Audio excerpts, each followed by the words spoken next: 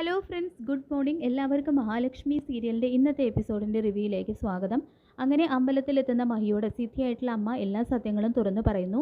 അതായത് അന്ന് മോളെ കൊല്ലാനായിട്ട് മോളുടെ അനിയത്തി പാൽപായസത്തിൽ വിഷം കലർത്തിയിരുന്നുവെന്നും അന്ന് ആ സ്വാമി വന്നില്ലായിരുന്നുവെങ്കിൽ ഇങ്ങനെ സംസാരിക്കാൻ മോൾ എൻ്റെ മുൻപിൽ ഉണ്ടാകുമായിരുന്നില്ല എന്നെല്ലാം അമ്മ പറയുന്നുണ്ടെങ്കിലും എന്തായാലും ഒന്നും അറിയാത്ത ഒരു പാവം കുഞ്ഞല്ലേ അമ്മയെ പോയത് എന്ന് മഹി സങ്കടത്തോടെ ചോദിക്കുമ്പോൾ, അമ്മയാകാൻ യോഗ്യതയില്ലാത്ത ആളാണ് മോളുടെ അനിയത്തി. മനുഷ്യഗണത്തിൽ പോലും ആ കുട്ടിയെ കൂട്ടാൻ പറ്റില്ല. അങ്ങനെയുള്ളവർ അമ്മയാകാതിരിക്കുന്നത് തന്നെയാണ് നല്ലത്. പിന്നെ അനിയത്തിയുടെ കുഞ്ഞ് പോയെന്ന് കരുതി മോൾ ഒട്ടും വിഷമിക്കേണ്ട. വൃശ്ചിക മാസത്തിലെ കാർത്തിക ദിവസം മോള് ഭഗവതിക്ക് ചുറ്റുവിളക്ക് കഴിക്കണം. അന്ന് മോളുടെ ജീവിതത്തിൽ ചില അത്ഭുതങ്ങൾ സംഭവിക്കും എന്നാണ് അമ്മ മനക്കണ്ണിൽ കാണുന്നത്. മോൾക്കും സ്വന്തം കുഞ്ഞിനെ ലാളിക്കാൻ തയ്യാറെടുത്തോളൂ എന്ന് പറഞ്ഞുകൊണ്ട് അമ്മ നടന്നു നീങ്ങുന്നു. അത് കേട്ട് സന്തോഷം കൊണ്ട് കണ്ണുകൾ നിറഞ്ഞു പോവാണ് കേട്ടോ മഹിയുടെ.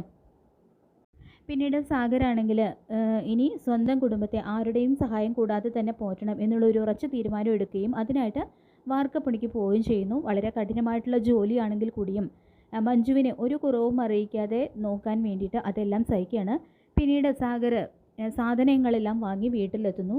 അങ്ങനെ എന്നിട്ട് മഞ്ജുവിനെ എല്ലാം ഏൽപ്പിക്കുന്നുണ്ട്. അന്ന് കൂലിയായി കിട്ടിയ സാധനങ്ങൾ വാങ്ങി മിച്ചമുള്ള തുകയും മഞ്ജുവിനെ ഏൽപ്പിക്കുമ്പോൾ, ഇതെന്താ സാഗരേട്ടന് നല്ല ക്ഷീണമുണ്ടല്ലോ, സാഗരേട്ടൻ മേലനങ്ങി പണി എന്തെങ്കിലും ചെയ്തോ എന്നെല്ലാം മഞ്ജു ചോദിക്കുമ്പോൾ, മേലനങ്ങാതെ പണി ചെയ്യാൻ കഴിയില്ലല്ലോ മഞ്ജു എന്ന് പറഞ്ഞുകൊണ്ട് വാർക്കപ്പണിക്ക് പോയ കാര്യം മഞ്ജുവിനെ അറിയിക്കുന്നുണ്ട് സാഗർ. അത് കേട്ട് വല്ലാത്ത സങ്കടമാവുന്നുണ്ട് മഞ്ജുവിന്. സാഗർ ആശ്വസിപ്പിച്ചുകൊണ്ട് പറയുന്നുണ്ട്, മഞ്ജു വിഷമിക്കേണ്ട, 1-2 ദിവസം കൊണ്ട് എനിക്കിത് ശീലമായിക്കോളും, പിന്നെ ബുദ്ധിമുട്ടൊന്നുമില്ല എന്ന് സാഗർ പറയുമ്പോൾ, എന്നാലും സാഗരേട്ട എന്ന് പറഞ്ഞുകൊണ്ട് മഞ്ജു പൊട്ടിക്കരയാണ്. എന്തൊക്കെയായാലും ഈ ജീവിതത്തിന് ഒരു സുഖമുണ്ട് മഞ്ജു. നമ്മൾ ആരെയും ആശ്രയിക്കാതെ ആർക്കും ഒരു ബുദ്ധിമുട്ടും ഉണ്ടാക്കുന്നില്ലല്ലോ, അതുകൊണ്ട് എന്ത് സഹിക്കാനും ഞാൻ തയ്യാറാണെന്നും സാഗർ പറയുന്നുണ്ട് കേട്ടോ മഞ്ജുവിനോട്. പിന്നീട് കാണിക്കുന്നത് മുത്തശ്ശി ഹോസ്പിറ്റലിലേക്ക് പോകാനായിട്ട് തുടങ്ങുകയാണ്. അപ്പം ഞാൻ കൂടി വന്നോട്ടെ അമ്മേ, എനിക്ക് എൻ്റെ മോളെ കാണണമെന്നുണ്ടെന്നെല്ലാം മോഹിനി പറയുമ്പോൾ, നീ എന്തിനടി അവളെ കാണുന്നത്? നീ ഒരമ്മയാണോ?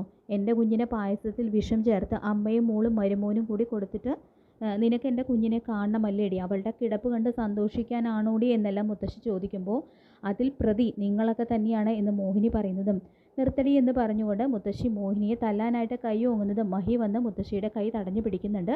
എന്നിട്ട് എൻ്റെ അമ്മയുടെ നേർക്ക് കൈ ഉയർത്തിയാലുണ്ടല്ലോ, ചിലപ്പോൾ നിങ്ങളുടെ പ്രായമൊക്കെ ഞാനങ്ങ് മറക്കും. എൻ്റെ അമ്മയെ ചെയ്യാത്ത തെറ്റിൻ്റെ പേരിൽ ദ്രോഹിച്ചാൽ അതിനുള്ള ശിക്ഷ നിങ്ങളും നിങ്ങളുടെ മകനും അനുഭവിക്കേണ്ടി വരും. പിന്നെ പായസത്തിൽ കലർന്ന വിഷം എങ്ങനെ വന്നു എന്ന് വേണമെങ്കിൽ തെളിയിച്ചു തരാം എന്ന് മഹി പറയുമ്പോൾ, അത് കേട്ട് പേടിക്കുന്നുണ്ട് കേട്ടോ മുത്തശ്ശി. ഞാനും കണ്ണേട്ടനും അതിൻ്റെ ഉറവിടം അന്വേഷിച്ചു പോയാൽ ജീവിതകാലം മുഴുവനും നിങ്ങൾക്കും നിങ്ങളുടെ മകനും ജയിലിൽ കിടക്കാം എന്ന് മഹി വീണ്ടും പറയുമ്പോൾ ഞെട്ടുന്നുണ്ട് മുത്തശ്ശി. അപ്പോൾ അതിൽ നിന്ന് തന്നെ മഹാലക്ഷ്മിക്ക് എല്ലാ കാര്യങ്ങളും മനസ്സിലായിട്ടുണ്ട് എന്നുള്ളൊരു കാര്യം മുത്തശ്ശി മനസ്സിലാക്കുന്നു. ഇനി ഇവളുടെ മുന്നിൽ പോരിന് ചെല്ലാതെ പഞ്ചപുച്ഛമിടക്കി നിൽക്കുന്നത് തന്നെയാണ് നല്ലത്, അല്ലെങ്കിൽ ഈ വയസ്സുകാലത്ത് ജയിലിൽ പോയി കിടക്കേണ്ടി വരും എന്നെല്ലാം ഓർത്ത് പേടിക്കുന്നുണ്ട് കേട്ടോ മുത്തശ്ശി. ശേഷം മഹി സിദ്ധിയായിട്ടുള്ള അമ്മയെ അമ്പലത്തിൽ വെച്ച് കണ്ടു എന്നും വൃശ്ചിക മാസത്തിലെ കാർത്തിക നാളിൽ എൻ്റെയും കണ്ണേട്ടൻ്റെയും ജീവിതത്തിൽ പല അത്ഭുതങ്ങളും നടക്കുമെന്നാണ് അമ്മ പറഞ്ഞത്. പിന്നെ പായസത്തിൽ വിഷം ചേർത്ത് കരുണ തന്നെയാണ് എന്നെയും കണ്ണേട്ടനെയും കൊല്ലാൻ ശ്രമിച്ചത് എന്നും ഞങ്ങളെ രക്ഷപ്പെടുത്താനായിട്ടാണ് ആ സ്വാമി വന്നത് എന്ന കാര്യം അമ്മ പറഞ്ഞ കാര്യങ്ങളെല്ലാം മഹി അമ്മയോട് തുറന്നു പറയുന്നുണ്ട്. എന്നാലും ഇവൾക്കിതിന് എങ്ങനെ മനസ്സ് വന്നു അമ്മേ എന്ന് മഹി ചോദിക്കുമ്പോൾ, അതിനുള്ള ശിക്ഷ ദൈവം തന്നെ അവൾക്ക് കൊടുത്തില്ലേ മോളെ? മോളെ ദ്രോഹിക്കുന്നവർക്കൊക്കെ തിരിച്ചടി കിട്ടുമെന്ന് ഇനിയെങ്കിലും അവരൊക്കെ മനസ്സിലാക്കണമെന്ന് മോഹിനി പറയുന്നുണ്ട്. പിന്നീട് മഹാലക്ഷ്മി കമലേശ്വരത്ത് തിരികെ എത്തുന്നു. അപ്പോൾ അവിടെ എത്തുന്നതും അവളെ വലിക്കാനായിട്ട് കാത്തിരിക്കുകയാണ് ഉണ്ണിയും ദുർഗയും. തുടർന്ന്, നിൽക്കടി അവിടെ, നീ ആഗ്രഹിച്ചതുപോലെയൊക്കെ കാര്യങ്ങൾ നടന്നു കിട്ടി, അപ്പോൾ അതിൻ്റെ നന്ദി അറിയിക്കാനാണോ നീ അമ്പലത്തിൽ പോയത് എന്നെല്ലാം ദുർഗയും, നിങ്ങളുടെ അനിയത്തിയോട് നിങ്ങൾക്ക് തീർത്താൽ തീരാത്ത അസൂയാണ്. അത് അവളുടെ വയറ്റിൽ ഒരു കുഞ്ഞുണ്ടെന്ന് അറിഞ്ഞതോടെ കൂടി അതിനാണ് നിങ്ങൾ അവൾക്ക് പായസത്തിൽ വിഷം ചേർത്ത് കൊലപ്പെടുത്താൻ നോക്കിയത് എന്ന് പറഞ്ഞുകൊണ്ട് ഉണ്ണിയും മഹിയുടെ മേലിൽ പഴിചാരി സംസാരിക്കുന്നുണ്ട്. ഇതൊന്നും ആരും അറിയില്ലെന്നാണോ നിങ്ങൾ കരുതിയത് എന്നെല്ലാം ഉണ്ണി ചോദിക്കുമ്പോൾ, അത് ഏറ്റുപിടിച്ചുകൊണ്ട് ദുർഗയും മഹിയെ കുറ്റപ്പെടുത്തി സംസാരിക്കുന്നുണ്ട്. അപ്പോൾ മഹാലക്ഷ്മിയാണെങ്കിൽ അത് കേട്ട് നിയന്ത്രണം വിട്ട് നിർത്ത് എന്ന് പറയുന്നുണ്ട് കേട്ടോ. അപ്പോൾ ഞാൻ സംസാരിക്കുന്നതിനിടയിൽ എന്നോട് നിർത്താൻ പറയുമോ നീ എന്ന് ദുർഗ ചോദിക്കുമ്പോൾ, നിർത്താൻ പറയും, എന്താ കുഴപ്പം എന്ന് ചോദിച്ചുകൊണ്ട് കണ്ണൻ അവിടേക്ക് വരുന്നുണ്ട്.